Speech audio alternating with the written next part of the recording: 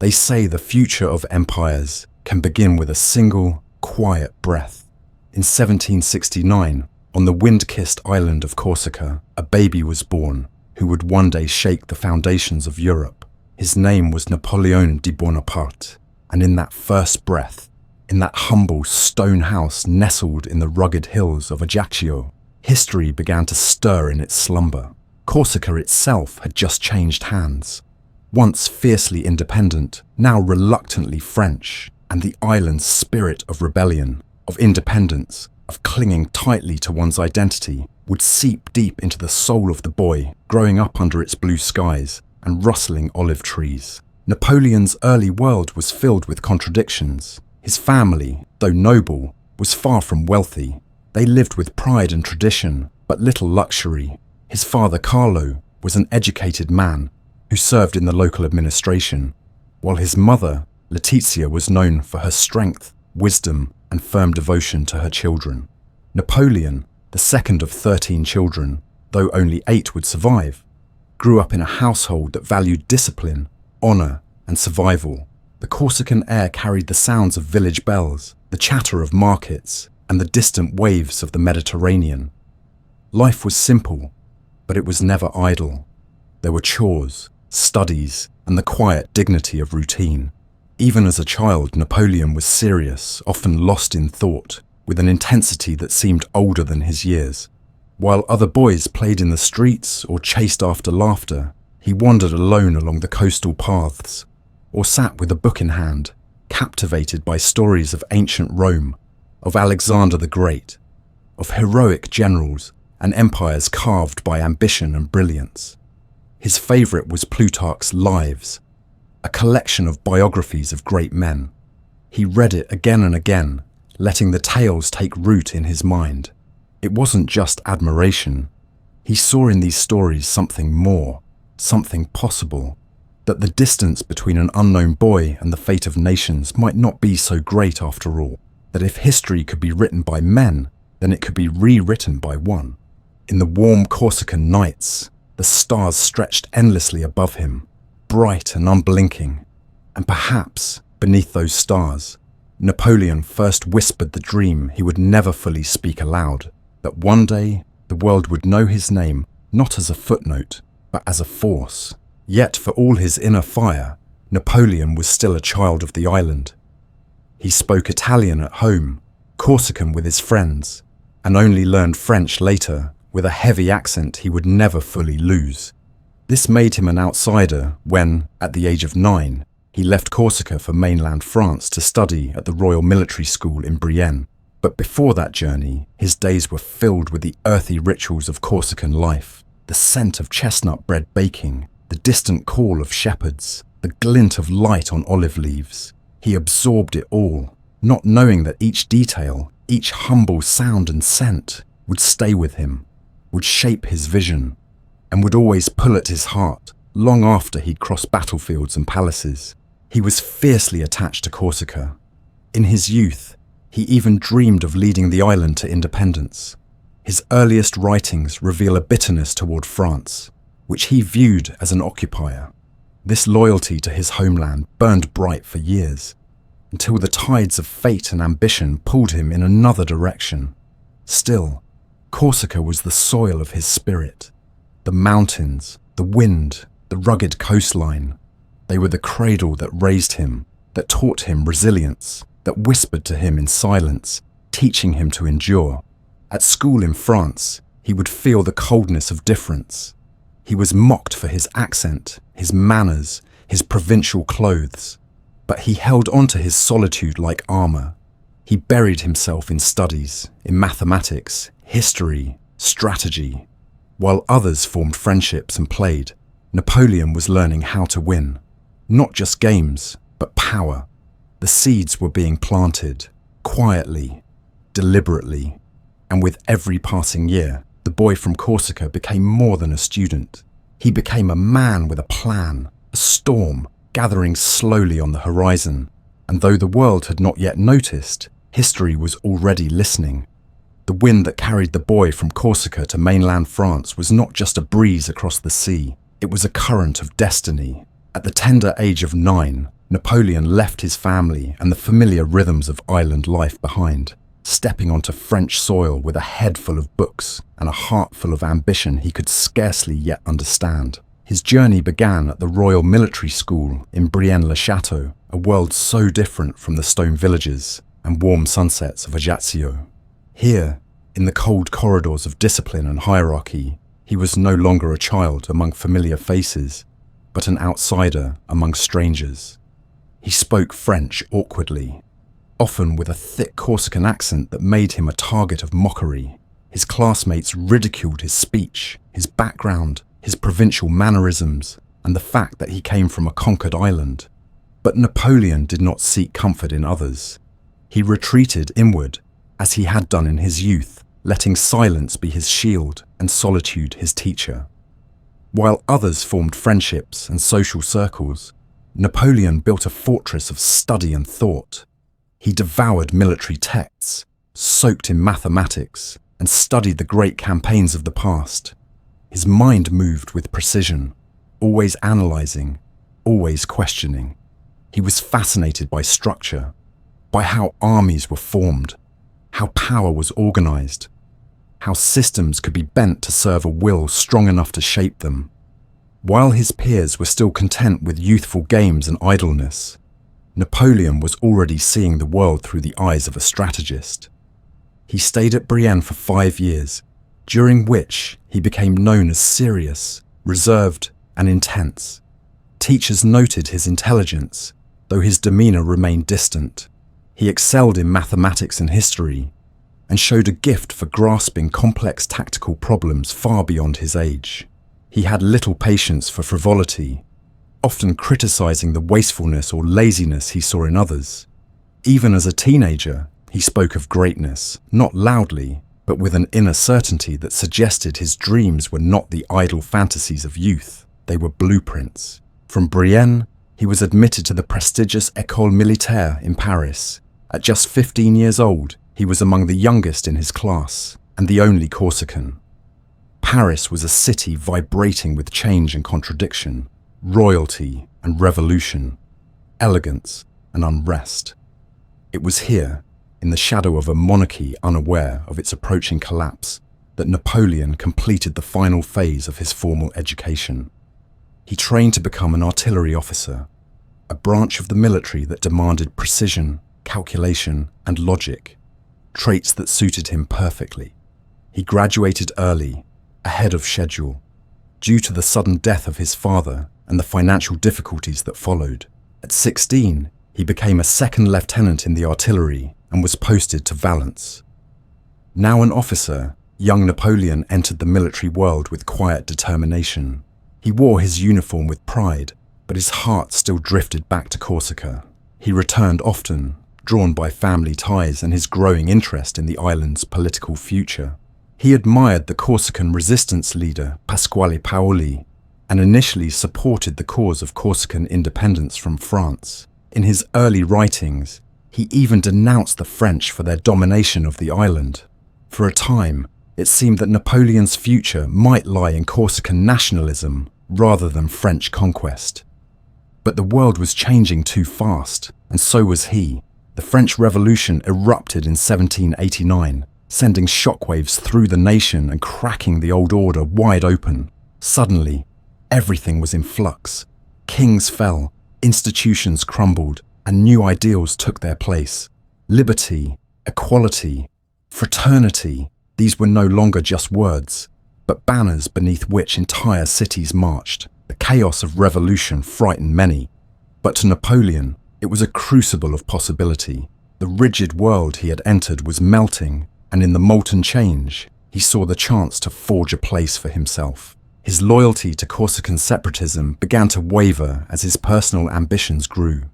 He found himself increasingly at odds with Paoli and other leaders of the island's movement. When tensions turned violent and Paoli denounced the Bonaparte, Napoleon was forced to flee Corsica with his family, abandoning his youthful ideals and throwing his lot in with the revolutionaries in France. It was a turning point not just in his politics, but in his identity. No longer the boy of two worlds, Corsican by birth, French by duty, He now chose his side. France, torn and turbulent, would be the stage for his ascent. As he moved through the ranks during these early revolutionary years, Napoleon proved not only his tactical mind, but his political instincts. He wrote essays on government, engaged in debates about military reform, and watched closely as one faction after another rose and fell in Paris. He remained outwardly quiet, but his mind never stopped turning. The revolution was eating its own children, but Napoleon survived by staying just distant enough. He aligned himself with the Jacobins when it suited him, but stepped back when they fell. He understood that to move forward, one had to be patient, to know when to wait and when to act. During this time, he continued to read voraciously. Plutarch, Rousseau, Voltaire, and Machiavelli. He absorbed ideas the way a sponge absorbs water, but he did not merely accept them. He refined them, tested them against reality, shaping his own beliefs about leadership, power, and destiny. He began to write a romantic novel, scribbled essays about politics and love, even composed letters full of longing and melancholy. Behind the soldier's exterior, a philosopher stirred. A thinker with the soul of a poet, the mind of a general, and the will of a ruler. By his early 20s, Napoleon was no longer a boy from a distant island. He was a man molded by exile, solitude, discipline, and revolution. He had shed his accent only partially, but his presence had grown. He still walked in shadows, but with each passing year, he moved closer to the light. He knew his time had not yet come, but he also knew, without doubt, that it would. The world was shifting, and Napoleon stood at its edge, watching, waiting, ready to take the first step into a story that would change everything. France had become a furnace. The old world, the monarchy, the divine right of kings had all crumbled beneath the weight of revolution. Streets once lined with celebration now echoed with the thud of boots, the cries of the hungry, and the chilling sound of the guillotine. The revolution, which had begun with declarations of liberty and brotherhood, had descended into chaos. Factions rose and fell like the tides, each claiming to speak for the people, each sharpening their blades in the name of justice. It was in this storm of fear and ambition that Napoleon Bonaparte began to emerge, not with loud speeches or sweeping manifestos, but with the quiet, precise movements of a man who understood power at its rawest level. He had returned from Corsica fully committed to the French cause, his nationalist dreams for the island burned away by betrayal and exile.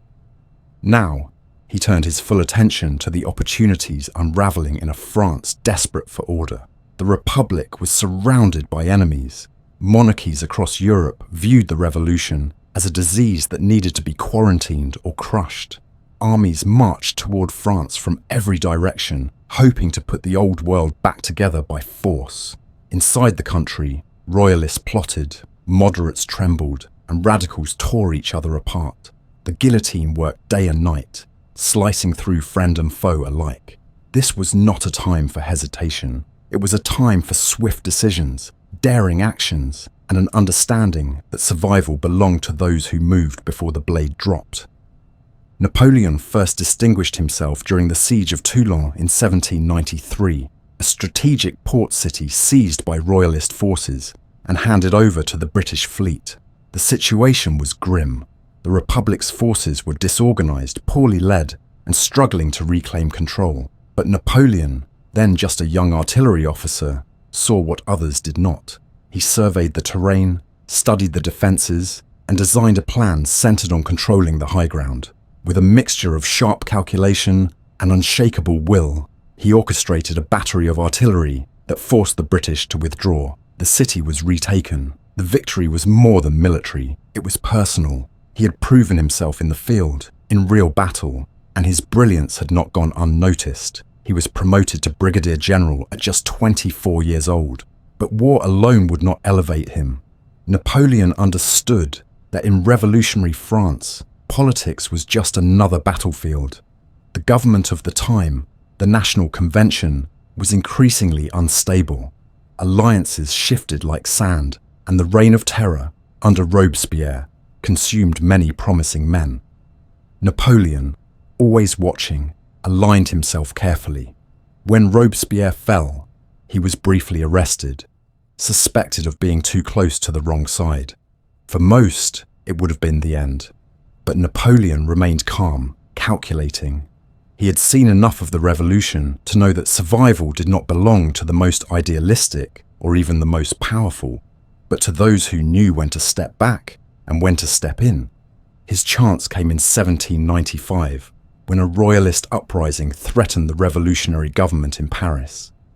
The National Convention was on the verge of collapse. The streets surged with angry mobs, many of them armed and intent on restoring the monarchy. In desperation, the leaders turned to Napoleon. He acted immediately. He ordered cannons to be brought to key intersections throughout the city. When the uprising reached its height, he unleashed a barrage of grape shots into the advancing crowd. It was swift, brutal, and effective. In minutes, the insurrection was crushed. Hundreds lay dead or fleeing. The city fell silent. That moment changed everything. It became known as the whiff of grape shot, and it cemented Napoleon's reputation as the savior of the Republic. For those in power, he was no longer just a useful officer. He was a guardian, a man who could be trusted with violence in defense of stability.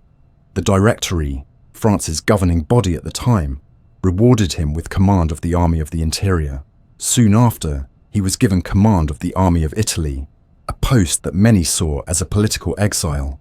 The army was underfunded, undersupplied, and demoralized, but Napoleon did not see failure. He saw a blank slate. In Italy, he began to build not just victories, but myth.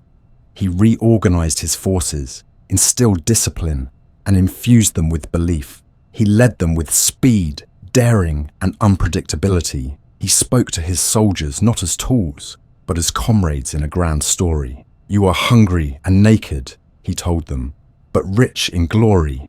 And then, with breathtaking precision, he led them to one triumph after another. At Montenotte, Lodi, Arcole, Rivoli, names that would echo through Europe. Napoleon outmaneuvered larger, better equipped armies. He moved faster, thought deeper, and struck harder than anyone expected. In battle, he was tireless. He rode with his men, slept little, and commanded with absolute clarity. But Italy was more than a battlefield. It was where Napoleon's legend began to take root. Artists painted him, poets praised him, and newspapers carried his name back to Paris. He negotiated treaties, reorganized governments, and sent vast quantities of wealth and art back to France. He didn't just conquer, he reshaped. The Directory, watching from Paris, grew nervous. He had been sent to command an army, but he was returning with influence, popularity, and power, and Napoleon, ever patient, let them wonder. When he returned to France, he was met not just with applause, but with expectation. People lined the streets, songs were written, whispers began to grow. Could this young general be the one to bring lasting order? Could he be the answer to the endless uncertainty that had plagued France since the fall of the monarchy? Napoleon said little. He let his actions speak. He moved quietly, observing the political infighting of the Directory, noting its weaknesses, its divisions, its fragile grasp on authority. And somewhere deep within him, a plan began to form. He had risen from obscurity to general. He had tamed chaos on the streets of Paris and lit the flame of empire in the hills of Italy. Now, he looked beyond titles and battles. He looked to something far greater. France had given him its attention. Soon, it would give him everything else. The Mediterranean shimmered under the heat of the sun as Napoleon turned his gaze toward the east. France had fallen in love with him. His victories in Italy had made him not only a general, but a hero. The people saw in him a new kind of leader, one who rose through merit, who moved with vision, who spoke in actions rather than speeches. But for Napoleon, glory in Italy was not the end. It was a beginning. He saw the world as a chessboard, and every move had to outmaneuver not just armies, but ideas. England remained the eternal enemy, impossible to strike directly across the Channel, protected by a navy that ruled the seas. So he proposed something bold, something vast, strange, and visionary, an expedition to Egypt. The idea was not simply military, it was philosophical, political, even mystical. Egypt was the cradle of ancient civilization. By conquering it, Napoleon believed he could not only strike at British trade routes, but link his name with Alexander, Caesar, and the pharaohs. He departed in 1798 with a fleet of ships, carrying not only thousands of soldiers, but hundreds of scholars, scientists, engineers, and artists. This was more than a campaign. It was a cultural invasion. He brought printing presses, archaeological tools, even botanists and linguists. Wherever his forces landed, they studied the flora, the architecture, the languages, the stars. It was a vision of conquest that sought not just territory, but understanding. They called it the Armée d'Orient, the Army of the East, and it carried with it the strange, intoxicating scent of destiny. Landing in Alexandria, the French found themselves not only in a new land, but in another time. Ancient ruins loomed over dusty villages. Markets buzzed with foreign tongues. The desert wind spoke in whispers. Napoleon moved swiftly, taking Cairo after the Battle of the Pyramids, where he famously declared to his troops, "Soldiers, from the top of these pyramids, 40 centuries look down upon you." It was a moment crafted for legend, and the men under his command, exhausted, sunburned, bewildered, felt themselves swept into history. Yet Egypt was no dream. The challenges were immense. The heat was punishing. Supplies were thin. The local population, though initially subdued, grew restless under foreign occupation. And then came the disaster at sea. Admiral Horatio Nelson, commanding the British fleet, struck at Aboukir Bay and destroyed the French navy in a single night. Napoleon's ships were reduced to burning wreckage. The sea was lost. He and his army were stranded. But even stranded, he pressed on. He tried to govern, to reform, to build roads, reorganize schools, introduce French laws, educate the people, and establish order. He met with imams, studied Islam, and adapted his rhetoric to local customs. He had coins minted with inscriptions praising the Prophet. He issued proclamations claiming friendship with the people of the Nile. It was a performance of power and diplomacy, both brilliant and hollow. Because deep down, Napoleon knew Egypt would not last. The land resisted, disease spread, morale weakened. His dreams of empire in the East began to waver under the weight of distance and isolation. And still, the scholars worked. They catalogued the ruins of Luxor, the temples of Karnak, the mysterious symbols carved into ancient stones. It was during this expedition that the Rosetta Stone was discovered, a black slab that would one day unlock the language of the pharaohs. For all its military failures, the Egyptian campaign sparked a cultural awakening in Europe, feeding imaginations with visions of the Orient, of deserts and gods and lost kingdoms beneath the sand. Napoleon, always the student of history, understood that legacies were not built on victories alone. They were built on what was remembered, and the Egyptian expedition, for all its hardships, would be remembered. But news from France could no longer be ignored. The political situation was deteriorating. The Directory was floundering, unpopular and ineffective. Rivals were stirring. Rumours spread that Napoleon's star was fading. He saw what must be done. Leaving his army in the hands of his generals, he slipped away, returning to France in secrecy, travelling across the Mediterranean and overland until he reached Paris. He arrived not as a defeated general, but as a figure cloaked in mystery and achievement, a man who had dared to go beyond the known world. The people greeted him not with suspicion, but with relief. The government, worn thin by corruption and incompetence, seemed weak beside his quiet confidence. Napoleon said little. He let the myths swirl around him. Egypt had not given him an empire, but it had transformed him. He had left France as a military hero. He returned as something more, a visionary, a man of destiny, shaped not only by battles, but by dreams older than Europe itself. The sands of Egypt had clung to his boots, but also to his imagination, and though he now stood once again on French soil, his eyes still held the shimmer of the desert. He was ready. The next chapter would not be a campaign. It would be a transformation. France would not simply be saved, it would be remade. Paris in 1799 was a city teetering on the edge. The revolution that had promised to liberate had instead devoured, exhausted, and disillusioned. The guillotine had fallen silent, but its shadow still lingered over the boulevards and salons. The Directory, France's ruling body, was corrupt, indecisive, and increasingly despised. Inflation ravaged the economy, the countryside was restless, and enemies at home and abroad threatened to unravel what remained of the Republic. Into this fragile moment returned a man whose name was already legend. Napoleon Bonaparte arrived in Paris not with legions behind him, but with something far more potent: momentum. His return from Egypt had not been announced, yet it sent ripples through every circle of power.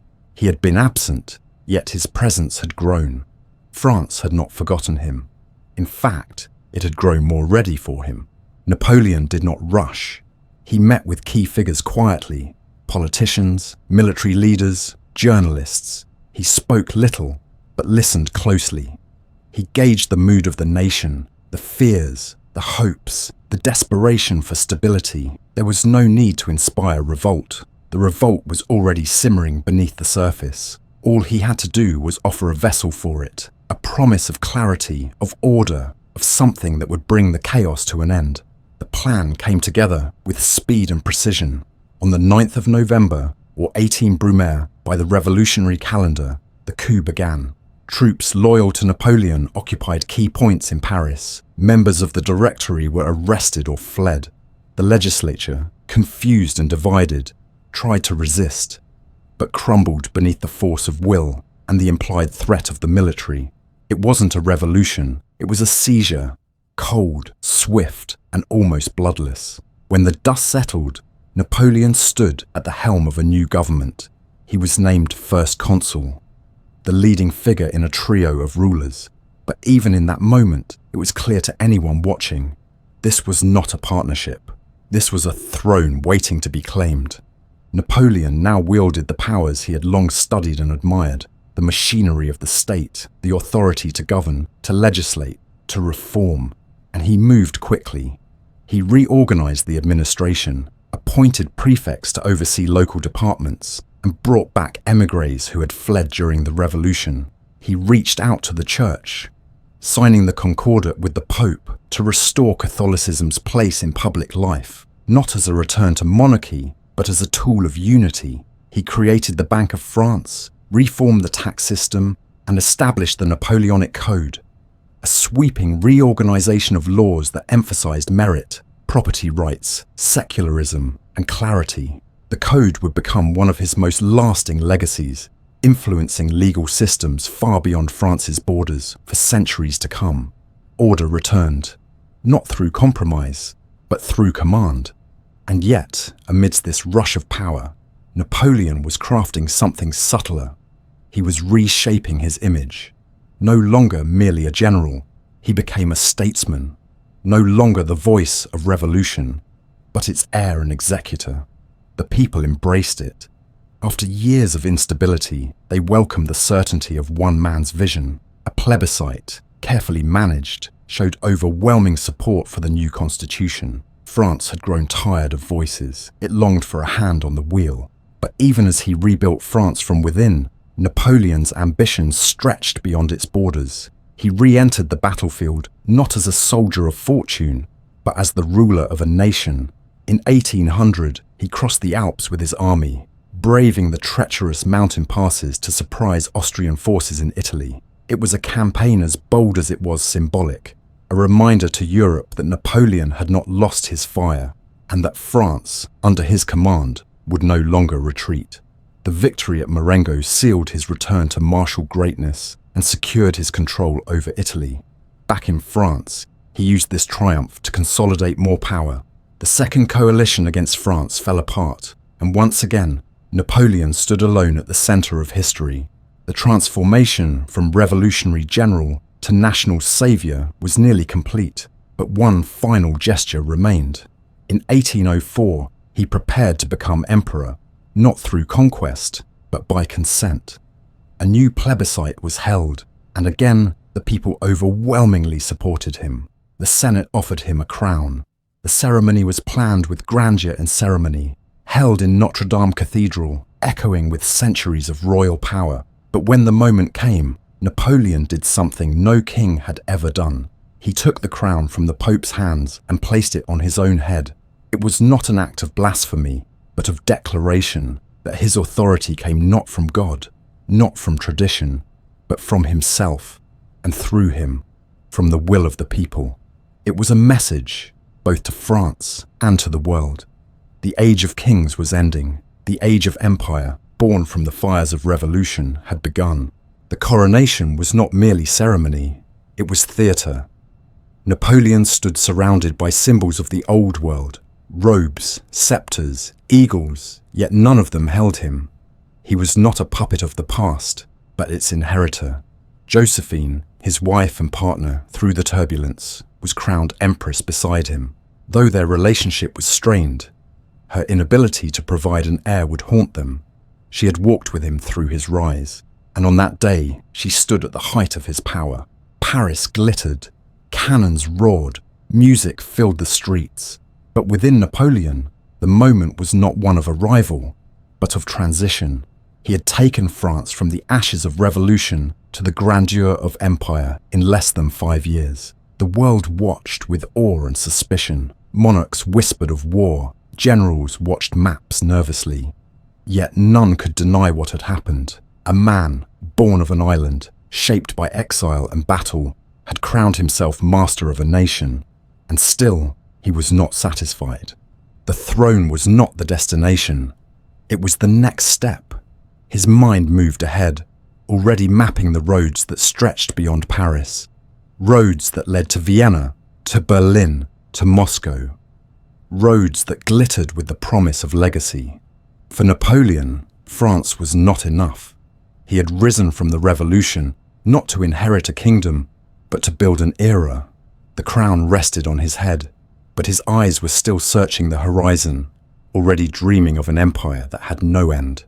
Across the grand boulevards of Paris and the quiet villages of France, a new rhythm took hold. The uncertainty of revolution had been replaced by something formidable, something unmistakable. Napoleon Bonaparte was no longer merely the leader of a republic. He was the emperor of the French. His power was now woven into the fabric of daily life. Coins bore his image. Decrees carried his name. The laws were his design, the order his creation. The Napoleonic Code, with its rational principles and civic structure, spread far and wide, not just through France, but through the lands his armies would soon march upon. It abolished feudal privileges, upheld the equality of all men before the law, and simplified the legal systems of a continent long tangled in aristocratic tradition. For those weary of the old ways, Napoleon represented something new and commanding. For others, he was a storm they feared would never pass. The empire grew quickly, methodically, with the certainty of a tide rising under the pull of a hidden moon. Napoleon moved with purpose, building alliances and breaking them as needed. His family, bound to him by blood and loyalty, were placed on thrones across Europe, like pieces in a vast and living game of chess. Joseph ruled Naples, then Spain. Louis became King of Holland. Jerome was given Westphalia. Even his stepson Eugene was made viceroy in Italy. To the outside world, it seemed as though one family was slowly tightening its grip across a continent, as though the very map of Europe were being rewritten by a single hand. But Napoleon was not only conquering, he was reshaping. Territories annexed by France adopted new institutions, new codes, new systems of taxation and education. Roads were built, universities established, churches reopened, but bound by state authority. He brought modernization in one hand, war in the other, and the wars did not cease. One after another, coalitions formed to stop him. Combinations of Britain, Austria, Prussia and Russia drawn together by the fear of what France had become under his reign. But time and again, Napoleon outmaneuvered them. His campaigns were swift, decisive, often dazzling in their execution. At Ulm, he trapped an Austrian army with barely a shot fired. At Austerlitz, the Battle of the Three Emperors, he crushed the combined forces of Russia and Austria in a display of brilliance that left even his enemies in awe. The fog of that morning battle lifted not just from the field, but from his destiny. He had turned potential into supremacy. After Austerlitz, he dictated peace terms from palaces once occupied by monarchs, as if to remind the old world that it now bowed to a new kind of emperor. But with every triumph came new resistance. The Prussians, eager to assert their pride, challenged him next, and were shattered at Jena and Auerstedt. He marched into Berlin, the city of Frederick the Great, and stood in silence at the philosopher king's tomb. He ordered his soldiers to remove their hats and whispered, "If he were alive, we wouldn't be here." The moment was telling. Napoleon did not simply defeat, he absorbed. He honored the greatness of the past, even as he dismantled it, taking what he needed to construct something entirely his own. In time, even the Russians rejoined the war against him, drawing him into a brutal campaign that culminated at Friedland. Another crushing victory, another treaty. At Tilsit, he met Tsar Alexander I on a raft in the middle of a river, two emperors speaking as equals, though only one held the upper hand. It was the peak of Napoleon's power. At that moment, it seemed that no one could stand against him. Continental Europe was his to command. Only Britain remained, stubborn and unyielding across the sea, shielded by its navy and its wealth. Napoleon, unable to land a direct blow, launched a different kind of assault.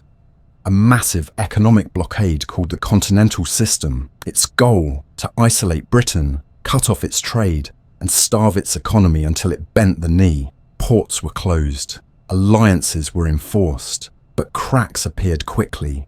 The system hurt France and her allies as much as it did Britain. Black markets grew, smuggling flourished. Resistance brewed not only on the battlefield but in the hearts of people burdened by these new constraints. Nowhere was this more evident than in Spain. When Napoleon attempted to install his brother Joseph on the Spanish throne, the people rose in revolt. The Peninsular War began not with battles between armies, but with ambushes, riots, and guerrilla warfare. French troops found themselves harassed at every turn. Villages turned hostile.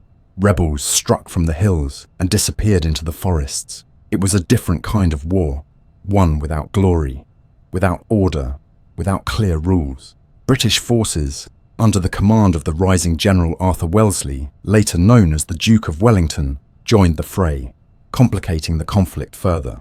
What had seemed like a simple political maneuver became a bleeding wound that would never fully heal. Even as troubles mounted in Spain, Napoleon pressed forward. In 1809, Austria tried once more to defeat him, but was beaten again at Wagram. Each victory grew heavier, more costly. The glow of Austerlitz began to dim under the weight of continuous war. His empire, vast and magnificent, required constant maintenance. Loyalty had to be bought, resistance crushed, and ambition watched carefully. Napoleon had become a master not just of war, but of management, issuing orders from Paris while riding across foreign lands, writing letters on horseback, planning campaigns while dictating legal reforms. He slept little, worked endlessly, and surrounded himself with those who could match his pace. He trusted few, most feared him, all obeyed him. And still, he looked ahead. The empire was not yet complete. There was still one throne he could not control, Russia. Despite the alliance formed at Tilsit, tensions with Tsar Alexander began to grow. The Continental System, which Napoleon insisted upon, hurt Russian trade. Personal slights deepened the divide, and Napoleon, convinced that the Tsar would betray him, began preparing for the greatest campaign of his life. He would march east into the vastness of Russia and force its ruler to submit, just as he had done with every other power. But for now, in the early years of the empire, As statues were raised and roads paved with triumph, the world stood in awe. Napoleon had done what no one thought possible. He had not only risen from the chaos of revolution, he had tamed it, shaped it, and turned it into an engine of empire. France was powerful, ordered, proud. Its enemies, though battered, remained watchful, and Napoleon, standing beneath the eagles of his standards, still believed he could bend history to his will. He had defied kings, rewritten law, redrawn borders, yet in the silence between battles, in the corridors of palaces, and the long shadows of his victories, something deeper stirred. An unspoken awareness that even empires carved in brilliance are never truly safe from the weight of time. The road to Russia was not carved in haste. It was paved over years, laid down brick by brick with every treaty broken, every alliance strained, every cold exchange between two emperors who once called each other friend. The peace forged at Tilsit had been uneasy from the start, more performance than partnership. Tsar Alexander I had agreed to Napoleon's continental system, but in truth, he resented its effects on Russian trade and sovereignty. He had little interest in being an enforcer of Napoleon's global ambition, and less interest in playing the role of junior partner in Europe. Napoleon, on the other hand, believed himself to be the architect of the continent, the final authority on its order and balance.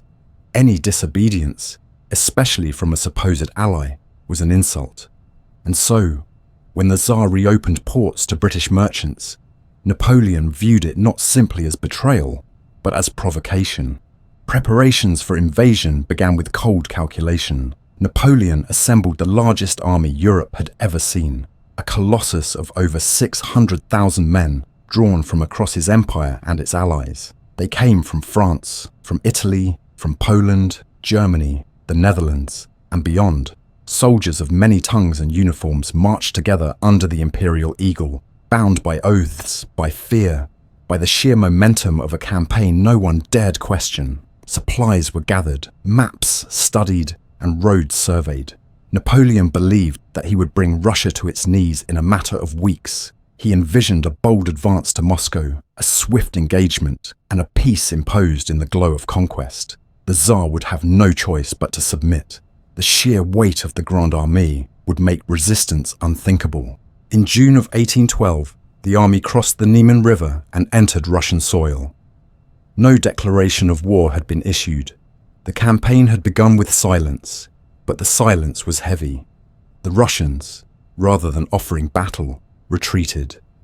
Town after town was emptied, burned, abandoned. Crops were destroyed, wells were poisoned, villages set aflame. The Russian army melted into the land, dragging the French deeper into a country that refused to fight on Napoleon's terms. At every step, the Grande Armée advanced further from its supply lines, deeper into a wilderness that grew stranger, harsher, more indifferent. What food they had rotted in the heat. Horses collapsed. Roads turned to mud. Maps proved unreliable.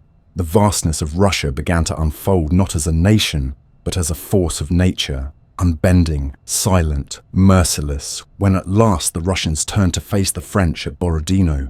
It was a battle unlike any other, a day of thunder and fire, of men thrown against fortified ridges and fields thick with blood. The Russians fought with a stubborn ferocity. The French pressed with relentless fury. It was one of the bloodiest single days of warfare Europe had seen. Neither side could claim a clear victory. The Russians eventually withdrew, but their army was not broken. Napoleon, standing amidst the wreckage, declared it a success. But he had expected more, expected the Tsar to come forward, to negotiate, to concede. Instead, the road to Moscow was opened, and so the army marched on, exhausted, ragged, carrying its wounds with it. They reached Moscow to find it deserted. The city's population had fled, and as the Grande Armée entered, fires began to spread. Whether started by saboteurs or accidents, the result was the same.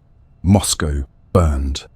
For days, flames tore through its wooden buildings. Black smoke choked the streets. The city that was meant to be Napoleon's prize, his symbol of victory, offered him only ash and silence. Still, he waited. for a letter, for a message, for any sign from Alexander that peace might be possible. But nothing came. The Tsar would not negotiate. He would not yield. The French waited in the ruins of Moscow for over a month, losing time, losing morale, as the Russian winter crept closer. When the retreat finally began in October, it was already too late. The long march westward became a nightmare. The first snows fell, and with them came the collapse of order. Horses froze where they stood. Wagons were abandoned. Men huddled together for warmth and still died in the night. Hunger gnawed at their sanity. Clothing rotted on their backs, boots disintegrated. Soldiers burned furniture, fences, anything they could find to survive a few more hours. Discipline dissolved. Starvation set in. And all the while, Russian forces nipped at the retreat, striking at the flanks, harassing the rear, never allowing rest. Every river became an ordeal, every crossing a massacre. The Berezina River was the worst. Ice forming on the water, bridges collapsing under cannon fire, men drowning by the thousands. The army was no longer an army, it was a moving graveyard. Of the more than 600,000 men who had marched into Russia, fewer than 100,000 returned. Napoleon had once led Europe to its knees. Now he returned with hollow eyes and a broken force, having met not a nation, but a vast, frozen defiance. The myth of invincibility was shattered. News of the catastrophe spread quickly, and across the continent, resistance stirred again. Prussia rearmed. Austria reconsidered its allegiance. Britain tightened its grip on the seas. The balance had tipped. What had seemed impossible months before, an alliance against Napoleon that could succeed, now seemed inevitable. Yet Napoleon did not collapse. He returned to Paris and set to work with the same intensity as always. He raised new armies, issued new decrees, summoned fresh strength from a France already drained. But something had changed. The energy that had once drawn people to him now flickered. He could still command, still organize, still fight, but the trust, the awe, the fear that once silenced opposition had begun to fade. The Russian campaign had revealed a truth too great to ignore. Napoleon, for all his brilliance, was not immune to the limits of nature, of time, of human endurance. Still, he fought on. He won battles in Germany, held cities, repelled assaults. His genius had not abandoned him, but the coalition against him had grown stronger than ever. Russia, Prussia, Austria, Britain, Sweden, all aligned with one goal: to end the empire he had built. The tides of history, once so easily bent by his will, now began to turn against him. And as the shadows of defeat lengthened, Napoleon pressed forward, stubborn as ever, unwilling to accept that his greatest battle had already been lost, not to an enemy general, but to the snow, the silence, and the endless frozen breath of Russia. The year 1814 brought with it a deep weariness. France, once a land triumphant under the banners of the empire, now groaned under the weight of endless war. The retreat from Russia had left wounds that would never fully heal, and though Napoleon had scraped together fresh armies and fought with his usual brilliance in the battles that followed, the strength of the empire was bleeding away. The Sixth Coalition had learned from its past mistakes. It no longer tried to beat him in isolation. Now, it attacked from all sides, relentlessly, coordinated and determined. Prussian, Russian, Austrian, and British forces moved steadily across Europe like an approaching tide. And this time, it could not be stopped by a single masterstroke. The French people, long used to cheering victories, began to question whether the cost was worth it. Fields were emptied of sons. The treasury was strained. Paris, once a distant stage for the empire's triumphs, was suddenly within reach of the enemy. Napoleon refused to yield. In the campaign of France, he demonstrated one of the most extraordinary displays of military skill in his entire career, moving rapidly with small forces to defeat larger enemy armies in a series of quick, stunning engagements. At Brienne, at Montmirail, at Champaubert, he struck with the desperation and genius of a man who knew how to fight surrounded. His maneuvers were sharp, his decisions swift. But the numbers were no longer on his side. Each victory was a delay, not a turning point. With every battle won, another front was lost. The enemy continued its march, inching closer to the heart of France. And then, the unthinkable happened. On March 31st, 1814, Allied troops entered Paris. It was not just a military defeat, it was symbolic. The city Napoleon had ruled from, the city whose streets once echoed with chants of his name, had fallen without him. The Senate, sensing the shift in the wind, moved quickly. They declared the emperor deposed, and soon after, marshals and ministers, men who had once sworn loyalty, pressed him to abdicate. At first he resisted. He considered marching on Paris, raising more troops, rallying those still loyal. But he saw the truth. France was exhausted. The people had given all they could. He could no longer compel them with glory or fear. The time of conquest was over. In early April, he abdicated the throne unconditionally. The war, for now, had ended. In a gesture that was both a punishment and a strange mercy, the Allies allowed him to keep his title and granted him sovereignty over a small island in the Mediterranean. Elba. Tiny, mountainous, with little wealth or power, Elba was a far cry from the glittering capitals he had once ruled. But it was his. On April 20th, 1814, Napoleon bid farewell to the remnants of his imperial guard at the Fontainebleau courtyard. His voice was steady, but behind his words was a grief deeper than defeat. He had ruled an empire that touched the edges of the continent. Now he would rule an island barely seen on a map. He arrived in Elba not as a prisoner, but as a sovereign of shadows. 1,000 thoughts must have accompanied him across that narrow stretch of sea. Regret, anger, curiosity. What would life be now that history had passed him by? But Napoleon did not wither.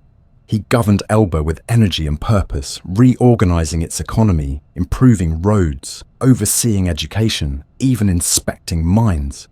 It was as though he could not help himself. Order must be imposed, even on an island of 10,000 souls. Still, the silence of exile pressed on him. He heard whispers of events unfolding in Europe, of the restored Bourbon monarchy in France, of King Louis XVI stumbling to rule a country reshaped by revolution and war. The people who had once followed Napoleon through snow and cannon smoke now watched a distant king attempt to govern their lives with faded promises and royal crests. And so, the ember began to glow again. News from France reached him in fragments. Discontent with the monarchy, veterans cast aside, officers stripped of rank. The people murmured of betrayal, of a throne reclaimed not by right, but by foreign will. Napoleon listened, and he waited. Less than a year after his exile began, he made a decision that stunned the world. He would return. In February of 1815, he slipped away from Elba aboard a small ship with a few hundred loyal soldiers and landed in the south of France. It was a gamble beyond reason. An emperor returning with no army, no resources, facing arrest or death at any moment. But he marched north, and something extraordinary happened. Soldiers sent to stop him laid down their weapons. Towns welcomed him. The tricolour flag flew once more. As he moved closer to Paris, the tide of public feeling turned. The people remembered. The soldiers remembered. His presence alone rekindled the fire. The king fled. In a matter of days, without a single shot fired, Napoleon was once again in control of France. It was a miracle of audacity, a return so unlikely it defied the rules of politics and war. These 100 days, les 100 jours, would be the final chapter of his reign. Brilliant and brief, a final flash before the darkness. In that short time, he moved quickly to consolidate power, reassure the people, and ready the nation for war, because war was inevitable. Europe would not tolerate his return. Armies mobilized once again. Alliances reforged. The emperor had risen, and the old order would come to crush him. Napoleon knew the cost, but he also knew the moment. He had returned not just to rule, but to redeem, to reclaim the glory that had been stolen. France held its breath. The emperor rode again. But the days were numbered. History waited, and the world prepared to watch, one last time, as the storm gathered behind his steps. The drums of war echoed across Europe once again. Napoleon had returned from exile, not as a fugitive, but as a ruler restored by the will of the people and the sheer force of his presence. Yet the miracle of his return could not rewrite the truth. Every crowned head of Europe viewed his resurgence as a threat that could not be ignored. They had once believed they had rid the continent of him forever. Now, as reports of his swift march to Paris reached foreign capitals, they realized the mistake of their mercy. This time, there would be no peace, no negotiation. They would destroy him completely, or be destroyed themselves. The Seventh Coalition began to form almost instantly. Britain, Prussia, Austria, Russia, and several smaller states rallied their armies once again, unified by a single goal: to end Napoleon's reign once and for all. They pledged troops, money, supplies, and their shared hatred of the man who had defied them too many times. But Napoleon was not idle. He knew that time was his enemy. Each day that passed gave his foes more strength. He needed to move first, to strike hard and fast, and to divide the armies before they could unite against him. He turned his attention to Belgium, where Anglo-Allied forces under the Duke of Wellington and Prussian forces under Gebhard Leberecht von Blücher were gathering.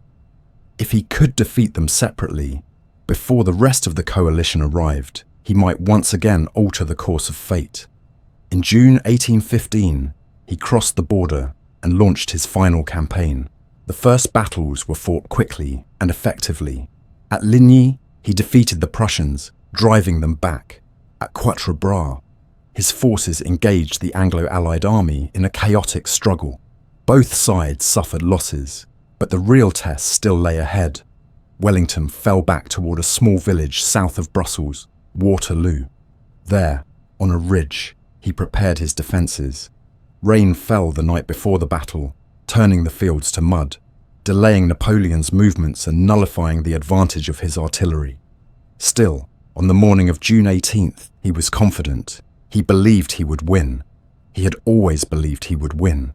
The battle that unfolded was one of the most brutal and decisive in European history. Napoleon's strategy was methodical. He launched attack after attack against Wellington's line, testing its strength, seeking a weakness. French cavalry charged again and again, but the British infantry held firm in their squares, absorbing the impact and refusing to break. The sun climbed higher. The ground was soaked with blood. Hougoumont, a farmhouse on the Allied right, became a deadly focal point, changing hands repeatedly as French and British forces clashed in desperate combat. The cries of wounded men, the roar of cannon, the blare of trumpets. This was war at its most terrible, its most final. Napoleon sent his Imperial Guard, the elite, the invincible, into the fray late in the day. They marched forward with the pride of 1,000 victories behind them. They were meant to shatter the Allied centre and carry the French to glory once more. But the line held. The Guard faltered. Then, for the first time in memory, the Guard broke. The sight of their retreat sent a wave of panic through the French lines. It was a moment that cracked the illusion of invincibility. And in that crack, the tide surged in. The Prussians, thought defeated at Ligny, had regrouped and marched back into the field. Their arrival sealed the fate of the battle. The French army collapsed.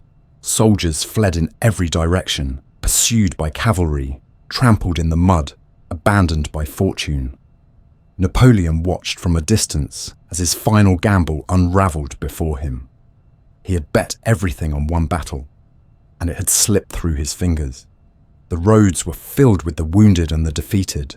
The flags that had once flown above triumph now dragged in the dirt. He rode back toward Paris, not as a conqueror, but as a man haunted by silence. When he arrived in the capital, he found no support left to rally. The politicians had turned cold. The people, exhausted by decades of war and loss, no longer looked to him as their hope. The chamber demanded his abdication, and so, for the second time, he surrendered the throne. This time not to secure peace or preserve dignity, but because there was no longer any choice. He had led France to glory, and now to ruin. He considered fleeing to America, escaping across the ocean to begin anew. But the British Navy watched the coasts. There would be no escape. He surrendered himself to the British, trusting perhaps in their honour, perhaps in desperation. But the British were not interested in risk or redemption. They did not want a third return. They chose exile once more, but this time not to a nearby island, not to Elba. They sent him across the world, to the South Atlantic, to a rock in the sea called St. Helena. There, surrounded by thousands of miles of water, watched by guards and warships, he would spend the rest of his life. Waterloo was more than a defeat. It was a conclusion. It ended a generation of warfare, a cycle of revolution and empire, of dreams and ambition that had reshaped Europe entirely.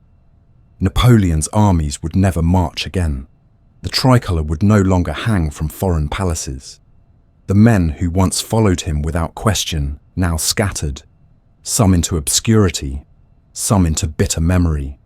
And the man himself, who had risen from Corsican obscurity to the throne of an empire, was now a prisoner, not of bars or chains, but of time, living not as a general or emperor, but as a relic of his own legend. The 100 days had come and gone, and with them, the last flicker of a fire that had once set the world ablaze. St. Helena, a speck of rock in the South Atlantic, a place so remote, so isolated, that it seemed chosen not simply to imprison a man, but to erase him. Over 1,000 miles from the nearest continent, surrounded by nothing but wind and ocean, it was here that Napoleon Bonaparte, once the master of Europe, came to spend the last years of his life. No palace, no parade, no army, no power.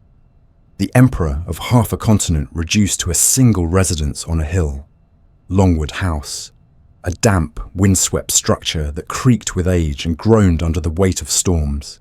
Its walls were stained with moisture, its windows rattled in the wind, and yet it became the final stage upon which one of history's greatest figures would live, reflect, and fade.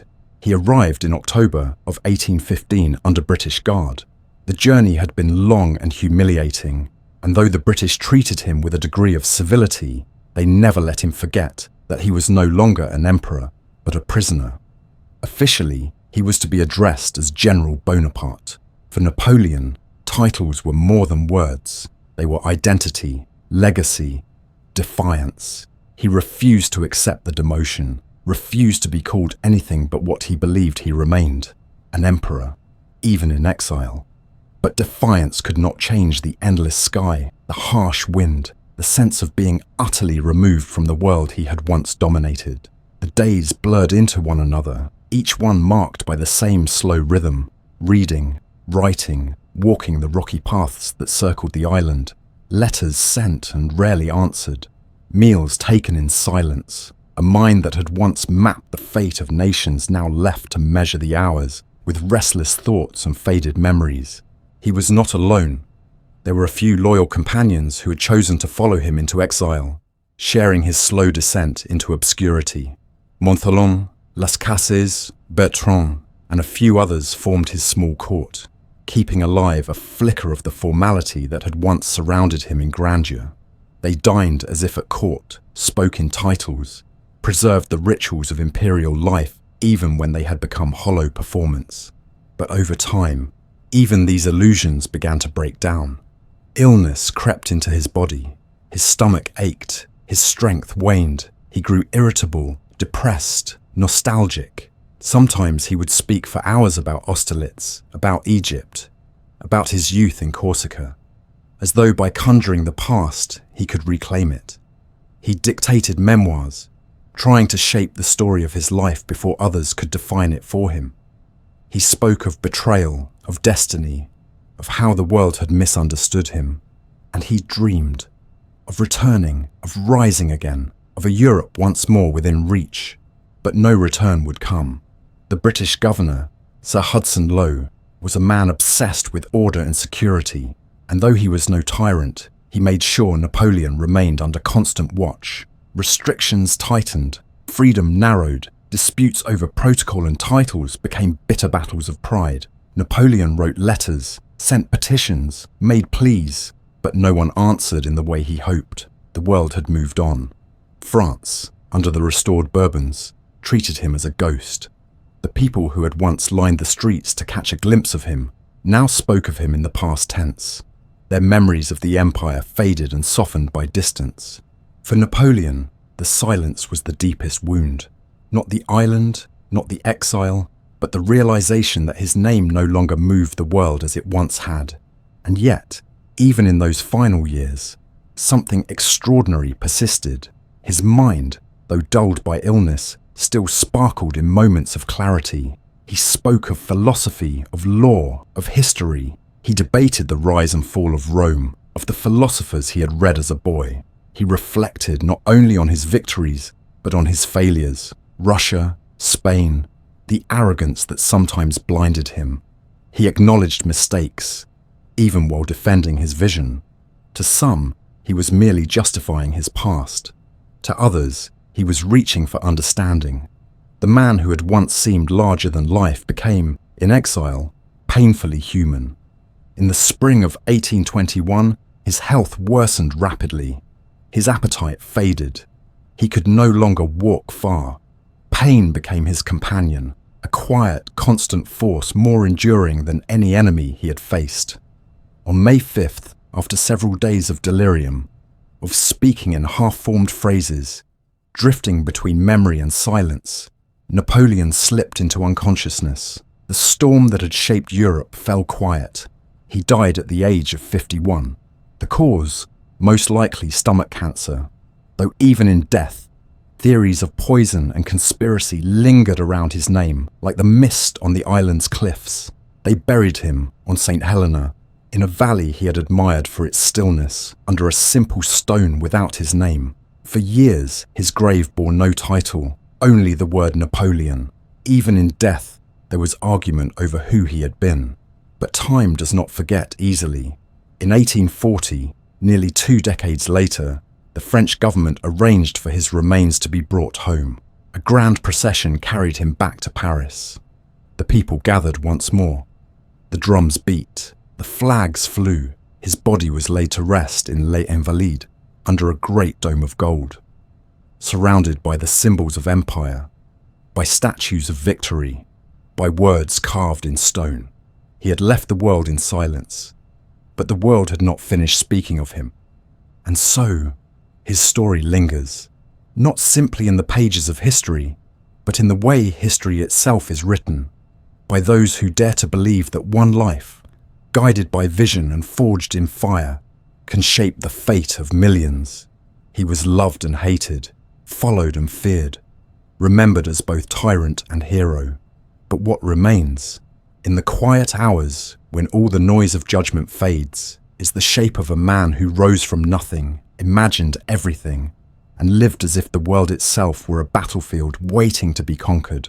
On the lonely island, where his voice finally fell silent, the winds still whisper through the grass, and the sea rolls endlessly toward forgotten shores, as if carrying fragments of a name that once echoed from Cairo to Moscow, from Rome to Paris: Napoleon.